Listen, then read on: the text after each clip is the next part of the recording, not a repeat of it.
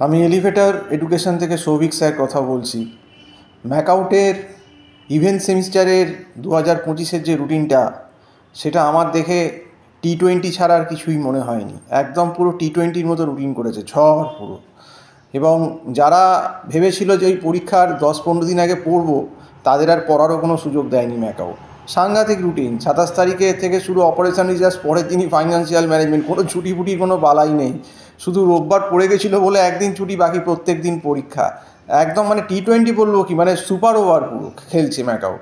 তো যাই হোক, আমরা তো প্রথমেই বলেছিলাম যে ফার্স্ট সেমিস্টার ম্যাকআউটের যখন 2025-এর MBA এক্সামটা শেষ হলো, তখনই জানুয়ারি শেষ থেকে বলেছিলাম পড়ো, ফেব্রুয়ারির প্রথম থেকে বলেছি পড়ো। এখন যারা আমাদের কথা শুনেছে, পড়েছে, ভালো।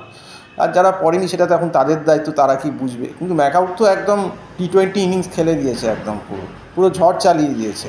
তো যাই হোক, এখন খেলা জমে গেছে, খেলা জমে ক্ষীর হয়ে গেছে। এখন দেখা যাক। এখন তো বললাম, একটু এদিক ওদিক হলেই পুরো খালাস।